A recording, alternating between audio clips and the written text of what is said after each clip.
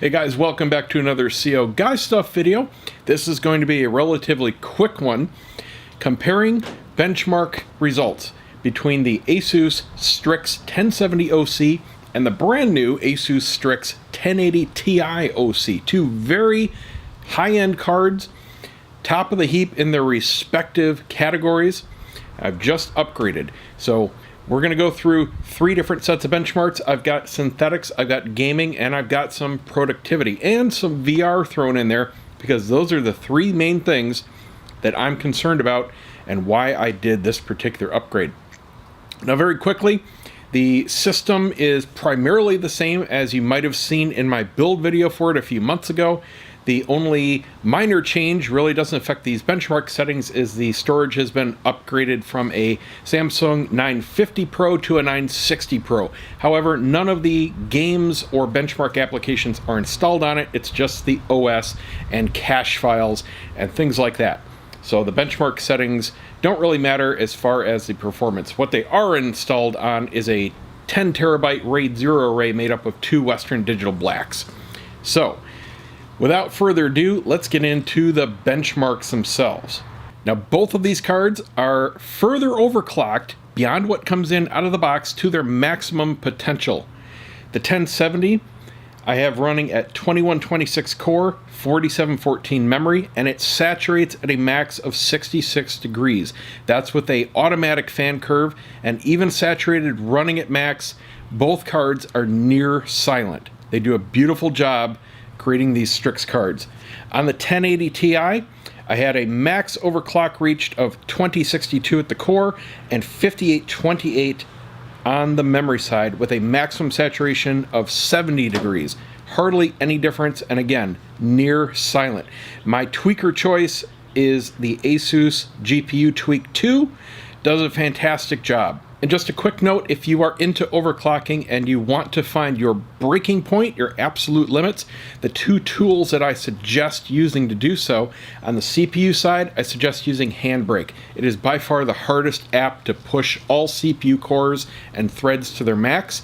On the GPU side, I suggest the Unigine Heaven benchmark.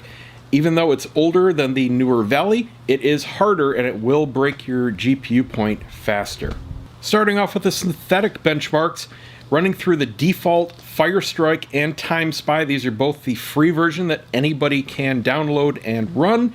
These are running through Steam with Steam running in the background. The overall Firestrike score for the 1070 was 21,123, with the 1080 Ti coming in at 31,319 for a difference of just under 28%. The overall Firestrike score for the 1070 was 17,466, with the 1080 Ti coming in at 22,307 for an improvement of just under 28%. The Firestrike graphics score for the 1070 was 21,123, while the 1080 Ti comes in at 31,319 for an improvement of just over 48%. Overall TimeSpy for the 1070 comes in at 6686, with the 1080 Ti at 9541 for a difference of just under 43%, and the graphics score of the 1070 coming in at 6852, and the 1080 Ti at 10718, with a difference just over 56%. For the gaming benchmarks, everything was using the internal benchmarking routines other than Battlefield 1, which I captured using the start of the first campaign and Fraps. Everything was run 3 times using the highest result. Now, the absolute numbers on these scores isn't entirely critical. What you're looking at is the difference. Battlefield 1 comes in with a 48% improvement. Metro 2033 comes in at just over 24%. Rise of the Tomb Raider at over 60% difference. And I put the Valley and Heaven scores under gaming simply because they give you a more realistic FPS result other than a synthetic number score. Both of those were at 55% difference. Now, all of these were at 1440p ultra-wide resolution, so just a hair under 4K. 4K scores you can extrapolate to be just about the same as all of these, and everything was maxed out on all runs. Now, two other things that are important to me are video rendering times and VR performance. Video rendering time is critical to me because I do a lot of videos, and I'm rendering a lot of videos. Now, the renderer I use is a codec that is for Adobe Premiere CC, and it utilizes CUDA cores. It is significantly faster than simply CPU rendering. It has fantastic results. This actually disappointed me. There was zero difference, nothing between the two cards. The results between rendering my test file were within margin of error. I was using a stopwatch on my phone. Both were identical. What I rendered was a 8-minute, 60-second test clip at 1080p, running at 60 frames a second, outputting at 30 megabits. I got the same 1-minute, 52-second results for both cards. So it is what it is. Would I have liked to see that come down? Absolutely, considering that was a significant part of why I upgraded the cards in the first place. But there's nothing I can do about it. It'll simply take the 11 series of cards to see that come down any further than we're at now. But I'm still very happy with the results. Obviously, it's a very fast rendering solution. The last and final thing I was very interested in is VR performance. Now, both of these cards are fantastic for VR. The difference is pushing them really beyond their limits. Out of the box, running at standard VR settings, both of them are above and beyond the minimum requirements for the HTC Vive, which is my setup of choice. And it is quite hard on a graphics subsystem, that is for sure. But it's even harder when you start using super sampling.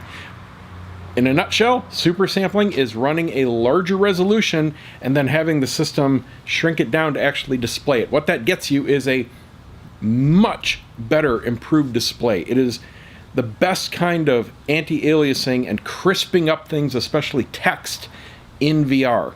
However, it's very inefficient because you're basically then trying to render an 8K image instead of a 4K. You know, it's a big deal to the graphics subsystem. So, with the 1070 overclocked to the max, I could run a super sampling setting of 1.5 and have every game I played still be perfect, no stuttering, nothing wrong, and it looked very good.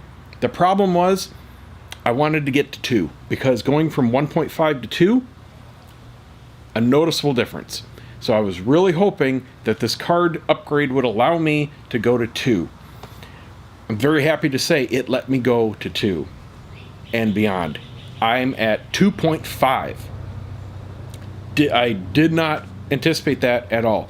And the difference is absolutely stunning. If you've tried VR at the stock settings and you said, wow, that's kind of hard to read, you know, this is a bit of a screen door effect, or that text is awfully blurry, you know, it just doesn't look good, you haven't seen super sampling in effect. And let me tell you what, 1.5 is a huge difference from 1, which is the default. But 2.5 is even bigger than that. It's just, I can't explain it to you. I can't show it to you because I can't show you on camera what I see exactly through the Vive headset. It's worth it. It is a fantastic upgrade if you are into VR. Now, is it worth a $400 difference? Because that's about what the cards are at between the two. Just for that? Well, that's up to you. How much do you really love VR? I have to say, I'm not sure I would do it again, knowing what I know now, that there is absolutely no difference in video rendering time, but it is certainly a big difference. If you have any lesser card, obviously it's going to be an even bigger difference. So there you go. I just thought it would be interesting to throw up these particular cards compared to one another. I don't know if there's going to be another benchmark video between the two, because frankly not too many people are going to be upgrading from this card to that card, you know what I mean? They're pretty darn close, but there is a significant difference. Hope this helped somebody, hope it was interesting to somebody. We'll see you next time.